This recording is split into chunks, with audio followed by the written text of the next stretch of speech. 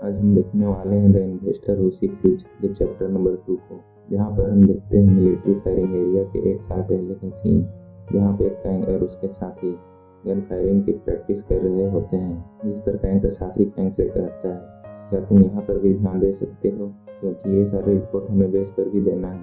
इस पर कैंग पूरे जोश में कहता है, जी सर मैं समझ गया। फिर थोड़ी देर बाद कैंग का ध्यान एक पेड़ की तरफ जाता है, जहाँ पर उसे एक बाघ पेड़ पर बैठा हुआ दिखता है। फिर कैंग से इग्नोर करते हुए अपने साथियों के साथ गुजरने लगता है, जिस पर वह बाज अचानक से कैंग के सर के ऊपर से उड़ जाता है, जिस वजह से कैंग डर जाता है और अपने साथियों से पूछता है, क्या तुमने इस बाज को देखा। जिस पर उसके साथी कहते हैं, नहीं तो हमने तो कुछ नहीं देखा। जिस पर कैंग कहता है, क्या तुम्हें इतनी बड़ी चीज भी दिखाई नहीं देती। फिर वह आसमान की तरफ देखने लगता है, यहाँ पर उसे लिखा हुआ दिखता है कि M188 एक्सप्लोड होने वाला है।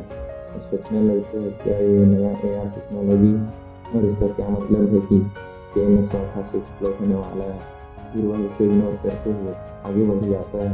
यहाँ पर वह अपने सामने देखता है 2 लोगों को, जो कि एक हथियार में एक्सप्लोसिव डाल रहे होते हैं। जिसका टैंक सोच ही रहा होता है, क्या यह वही चीज़ है।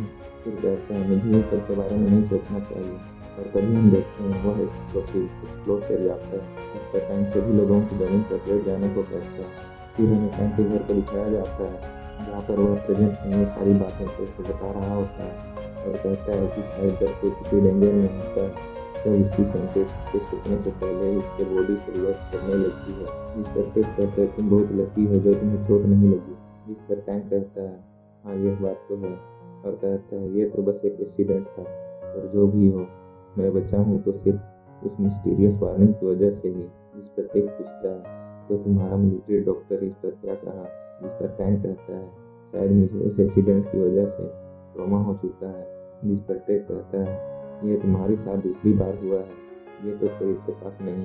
और आगे कहता है, शायद यह किसी तरह का सुपर पावर है। जिस पर टैंक कहता है, अगर यह सच भी है तो तुम इस पर इतनी आसानी से कैसे विश्वास कर सकते हो। जिस पर टेक कहता है, ये मत भूलो कि मैं एनिमे के लिए कितना पागल हूँ, और अब अगर यहाँ पर कोई एल्फ लड़की भी आ जाए तो मैं इस पर भी विश्वास कर लूँगा। जिस पर टैंक कहता है, ये सब छोड़ो और मुद्दे की बात करते हैं। और आगे कहता है, मेरे से 1.24 मिलियन वॉन होगा। जिस पर टेक कहता है, क्या। तो टैंक जवाब देते हुए बोलता है, तो तुम अपने लुटीना कैरेक्टर को देख रहे थे, तो तुमने मेरे लो लेवल कैरेक्टर को भी देख दिया था, जो कि तुम्हारा 11,000 BNP में से मेरा 1,000 BNP बनता है, जो 13.5 बिलियन वॉन का 9.1% है। और आगे विषय में कहता है, और अब अगर तुम मुझे नहीं दोगे तो मैं तुम्हें जला दूंगा, तुम बाहर नहीं पछताओगे। जिस पर टेक कहता है, मैं चाहकर भी तुम्हारे ये सारे शेयर नहीं दे सकता, क्योंकि इस पर टैक्स भी लगने वाला है। जिस पर टैंक कहता है, मैं मानता हूँ, लेकिन मुझे पता है कि तुमने टैक्स बचाने के लिए कुछ न कुछ किया होगा। जिस पर टेक कहता है, तुम्हें कैसे से पता। जिस पर टैंक कहता है, तुम भूल गए, तुमने कोरियन यूनिवर्सिटी में इकोनॉमिक्स में महारत हासिल किया था। जिस पर टेक बोलते हुए कहता है, मेरी सिस्टर बता रही थी कि मुझे बैंक में से जो भी इनकम जनरेट होगा उसमें से मुझे बिलियंस में टैक्स देना होगा, इसलिए मैंने टैक्स बचाने के लिए US टेरिटरी मंडेला आइलैंड पर अपना एक कंपनी खोल लिया है, इसका नाम मैंने OTK रखा है। जिस पर टैंक कहता है, तो क्या इसका पूरा नाम ओटाकू है। तो टेक कहता है, नहीं बेवकूफ़, इसका पूरा नाम ओटेक्यू है। और खुशी से नाचने लगता है और कहता है, अब बस मुझे आराम से ज़िंदगी जीना है। इस पर टैंक कहता है, इतना भी खुश मत हो, क्योंकि तुम अकेले नहीं हो जो इतनी आसानी से गेमिंग आइटम को ट्रेड कर सकता है। जिस पर टेक कहता है, रिजल्ट तो तुम्हारे सामने ही कैसे बैंक ने इनकम जनरेट करके दिया है। और आगे कहता है, इसे इसको ज़्यादा लंबा ना खींचते हुए मैं तुम्हें तुम्हारा 1.24 बिलियन दे दूँगा। ये तो टेक का वादा है, मैं ज़रूर भेज दूँगा। जिस पर टैंक कहता है, चलो आज का दिन कम से कम 1.24 बिलियन वॉन पर खत्म हो गया।